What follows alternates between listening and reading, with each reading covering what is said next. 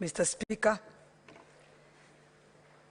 I want to take this opportunity and congratulate His Excellency Dr. William Samoei Ruto and our Deputy President, Honorable Gachagua, on leading a very successful, people-driven and people-oriented campaign.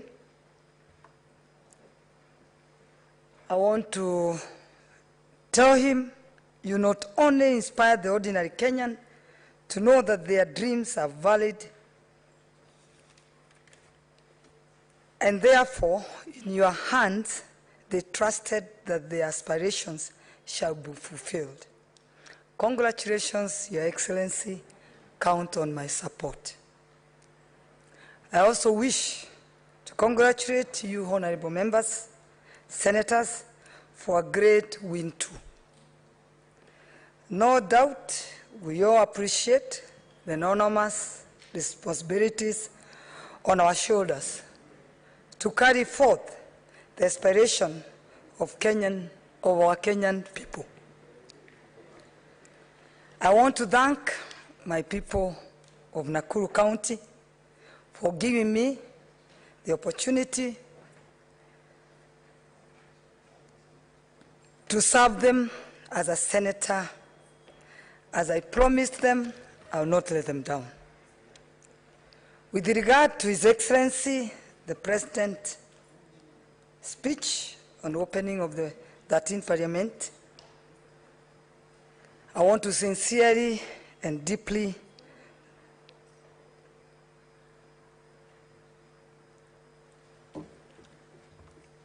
thank His Excellency, and I note with gratitude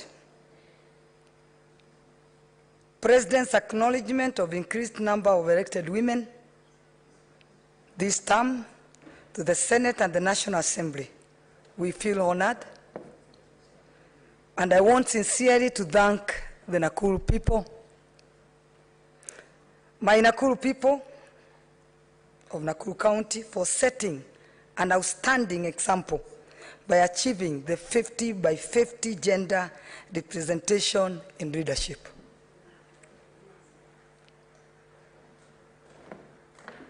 I'm extremely excited by the President's mission and vision to scale up productivity in agriculture. We shall ensure we have adequate and affordable food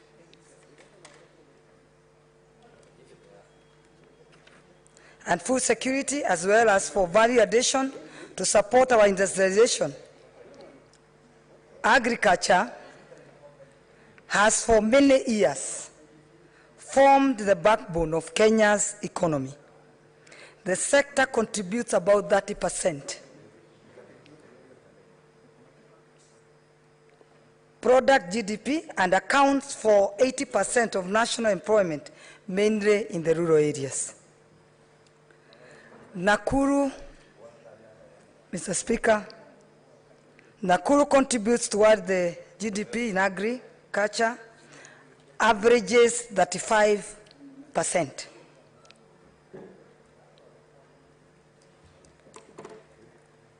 Nakuru is blessed with good climate, good soil, and it can grow everything apart from the sunflower and coconut.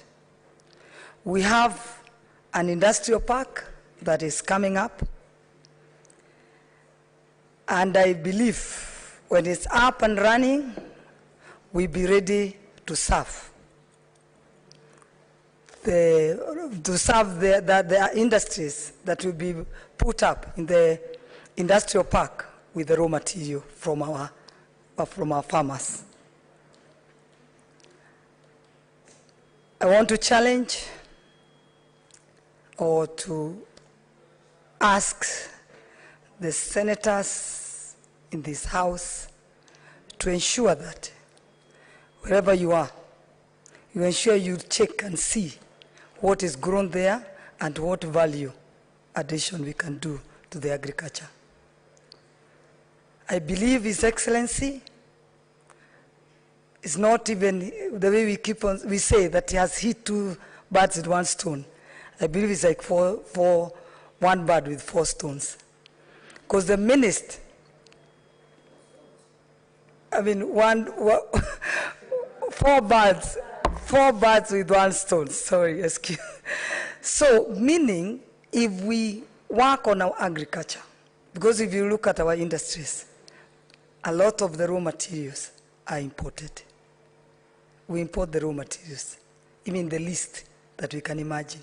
So the minute we increase our agriculture, we ensure that our farmers, we add value to their produce, I'm sure we'll put money in their pocket. In our campaign, we went around ensuring the Kenyans that we ensure that we put money in the pocket. And the first thing that we can do is to ensure that we add value to the agriculture so that we put money in their pocket. We have the best honey here. I know from Kitui, from Baringo, but you see us going to the supermarket and we buy the honey from Australia. If you look at the milk, go to the supermarket. If you look at the value added, what we add value in the milk, the yogurt, 300 grams. Like now when I was coming, I just bought 300 grams for my lunch, and I think I bought at 180. That's 300 grams. From where I come from, 13 grams of malted barley you use to make a liter of beer, where you sell, the Kenya government gets 142 shillings, and the value added to the farmers and the creation of jobs and all that. So for me, I know all of us, we take the challenge to ensure that whatever we grow in our farms, the sugar canes, the cabbages, whatever we grow, we add value to them. So that we look at what we can add value to them. We advise the county government, the national government. We, as the leaders of this house, I'm sure will ensure that our farmers add value in their pocket. I mean, they have money in their pocket. And to ensure, like now in Naivasha, we have an industry that was closed, which I need to check why it was closed many years back.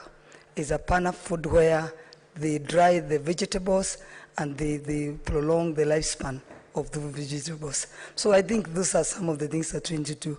Then we come to the SMEs, where he said he's also going to ensure that the mama bogas, the boda bodas, and matatu, all that. If you look at the SMEs, the last time I checked, I think they are at 16.5 million. If you look at those businesses which are in the informal sector, if we ensure that we support them, because what they lack, they start their businesses today, and I'm sure you've also seen in your villages, they start their businesses today, maybe forced by circumstances, but they lack the skills of financial, they lack the market, and they lack the information.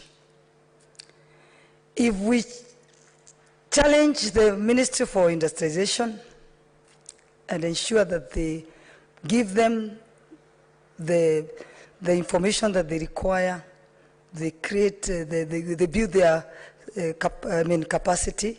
They build their capacity to ensure that they have the financial skills, they grow, they ensure that they increase the market for them, and they give them the right information, and the right information reaches using the right channel to reach the information, because they lack the information. And then the foreign ministry also to ensure that it can also ensure that they increase the market in the international market. And then us, as the leaders, we ensure when we go to the supermarket, we buy our products. If you go to America, the President of America will not buy anything that is not produced from his own country. So, if them is them, then who are we? we need to ensure that this country of ours, we change it and ensure that this informal sector, they come to the formal sector by supporting them and giving them the necessary support, so that if they employ one person each, if it's, we are talking of 16.5, we are talking 33 million people in the now formal sector. If you look currently how many people are employed in the formal and the public, it's not more than, here, not more than 3 million. So we are talking that we can create 33 million within our 5-year tenure. Even the money we are talking about, the saving, I know Kajwang has left, he seems not to understand about the saving. Even for me, I understood it when we were taken to the Kenya Kwanza or induction. Not induction, it was retreat. Was it a retreat or induction? That's the time I understood. I couldn't understand that we are doing so badly that Tanzania, Uganda are better savers than us. We are living beyond our means. The 200 shillings we are collecting, I know it's 200, then the employer adds 200, so it's 400. We use more money to collect that money. So we just need to increase more people to be able to pay the taxes, and it's just to ensure that the informal sector, they come now to the formal, they create employment, and they get into the tax bracket. And then we get this money. So this money, when you keep it in your cows, is just yours. If you keep it to whatever, it's all yours. But when it is that NSSF money put somewhere, it's for your, I mean, you are required to use it after your 30 years in your retirement. That's the money now the government will be borrowing.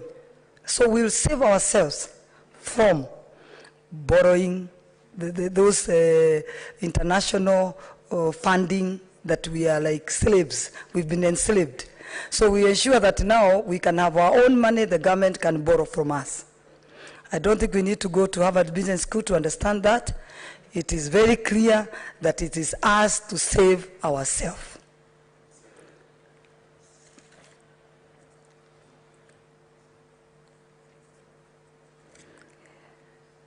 The proposal by His Excellency to transform KRA from Kenya Revenue Authority to Kenya Revenue Service is highly welcome.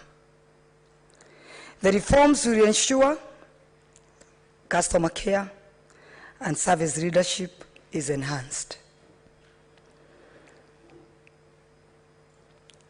It will ensure that we build investors' confidence and create friendly businesses environment for both local and international.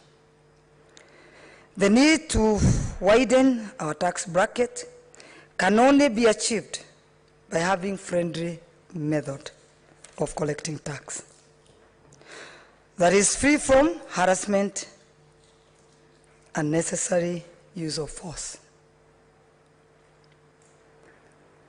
When we talk, when others have spoken, you don't want to repeat a lot, but the other point on how to ensure that the businesses thrive, we create more industries in our country, is to ensure that also the way